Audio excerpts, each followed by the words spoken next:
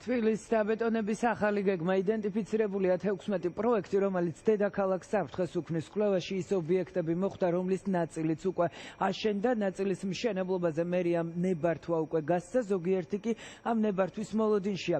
ურბანული კატასტროფა, ასე აფასებენ ექსპერტები და სპეციალისტები დედაქალაქში არსებულ ვითარებას.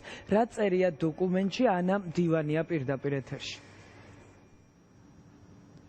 მტკვრის მარჯვენა სანაპიროს ურბანული გამოწვევები, სწორედ ასე ქვია დღევანდელ კვლევას, რომელშიც საუბარია 16 პროექტზე, რომელმაც შესაძლოა ძალიან მძიმე შედეგები მოუტანოს დედაქალაქს განაშენიანების თვალსაზრისით. ეს პროექტები ნაწილი, როგორც აღნიშნეთ, არის განხორციელებული, ნაწილი კი უნდა აშენდეს. სწორედ ამიტომ არქიტექტორები და ხელოვნებათმცოდნეები ხელისუფლებას მოუწოდებენ, რომ იქამდე ვიდრე მწვანე შუქს აუნთებენ კონკრეტული პროექტების მშენებლობას, იკვლიონ ის ტერიტორია, სადაც ეს მშენებლობა უნდა დაიწყოს, რადგან შესაძლოა ამან ძალიან მნიშვნელოვანი პრობლემები შექმნას და რამდენიმე პრობლემაზე ამახვილებენ არქიტექტორები ყურადღებას. პირველ რიგში ეს არის განაშენიანების თვალსაზრისით, ასევე სარეკრეაციო ზონების მოსპობა და ტრანსპორტის გადაადგილების თვალსაზრისით შესაძლოა ამ ყველაფერმა ძალიან მძიმე პრობლემები შექმნას.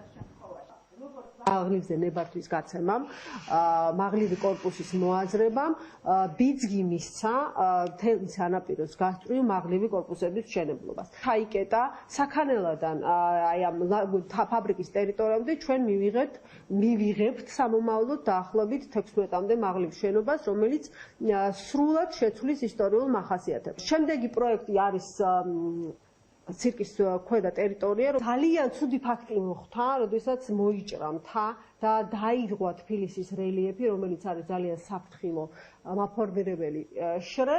ამიტომ მათი მიზანია, რომ შენობით აღადგინონ რელიეფი. პრაქტიკულად ჩვენ ვიღებთ მარჯვენა სანაპიროზე ცირკიდან საქანელამდე დიდ შუშის კედელს. ესე რაღაცნაირად იჭრება აკადემ ქალაქის მშენებლობა ისტორიულ ქალაქში. ეს ისტორიული ქალაქი აღარ არის. Გამოუკვეთეთ 16 პრობლემური პროექტი, რასაც ვუყურებთ ჩვენ, არის ძალიან ისეთი წერტილოვანი და სტიქიური განვითარების პროცესი და სამწუხაროდ ბოლო დრომდე მუნიციპალიტეტი მსხვილი ქალაქმშენებლობითი ერთეულების დაგეგმვის საქმიანობას არ ახორციელებს, რაც საბოლოო ჯამში ძალიან პრობლემურია და ძალიან ცუდად შეიძლება მოგვიბრუნდეს. სარეკრეაციო ზონების სამშენებლო ზონებად ცვლილებას აქვს სისტემური ხასიათი. ეს ტენდენცია არ შეცვლილა და როდესაც ჩვენ საუბრობთ ერთიან სარეკრეაციო სისტემაზე, აქ ჩვენ მოვიაზრებთ ვერეს ხეობის არეალს, მოვიაზრებთ ლაგუნა ვერეს მიმდებარე ტერიტორიებს, ვერის პარკის არეალს.